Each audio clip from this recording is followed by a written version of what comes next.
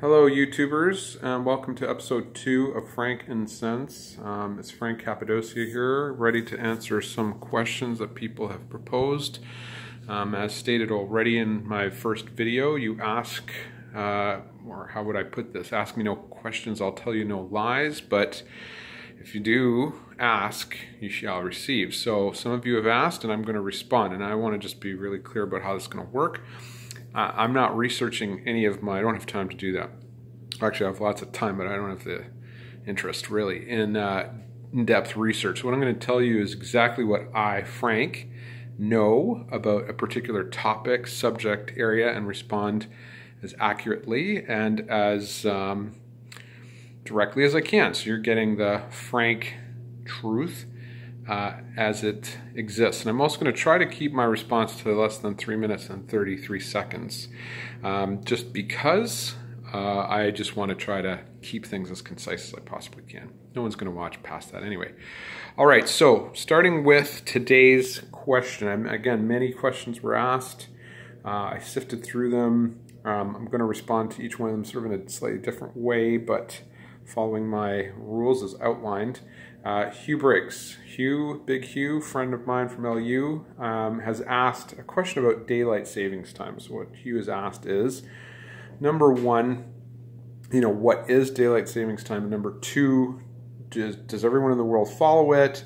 Or is it limited in some way? Blah, blah, blah. So here's the way I'm going to respond to this. There's two things, okay? The first part is, daylight savings time was created and introduced by really a whole variety of different organizations, but the most significant one are the Freemasons, okay? Because they created daylight savings time so they would have a secret hour, a special hour no one else knew about, in which they could undertake their activities. And I think that's a brilliant move, and I think that that's worked tremendously well for them. So Freemasons and other groups use that secret hour. Like, the hour's gone, you don't know where it went, but they do, and they've been using it, okay? So that's what happens. Second part is around the actual use of light. So perspective was that if there was more daylight, then people could work more, right? So people could actually, especially agriculturally, be out in the fields doing their thing, tilling the soil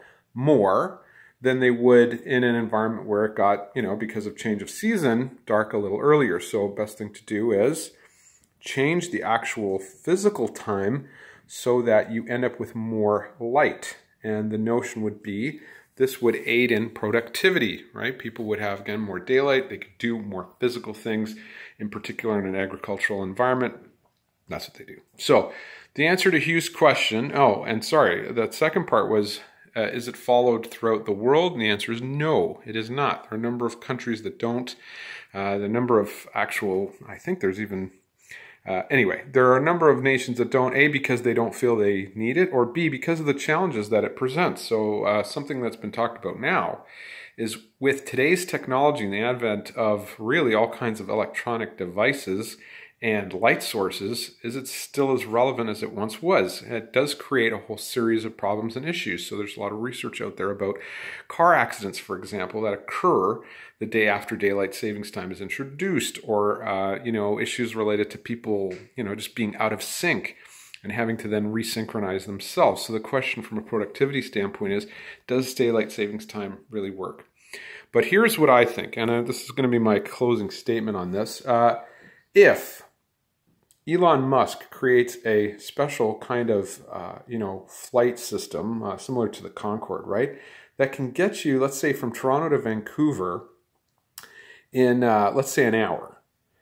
But because of the exchange of time, you're actually going to be technically 3 hours ahead, right? Because I think Vancouver is 4 hours. Well, let's just pretend it's 4. But if you get there in an hour, where do the other 3 hours go? And does that mean, like, if you could keep jumping on that jet and flying to the next location in perpetuity, would you ever get old? I don't know, man. That's a bit freaky, isn't it? Let's give that some thought, ladies and gentlemen. And thank you once again for tuning in. I hope that answered your question. So, of course, the core thing is the Freemasons. And by the way, props to the Freemasons, great organization, and a wicked move on their part about those hours captured. I mean, amazing stuff. So take care, folks. stay tuned for my next series of responses.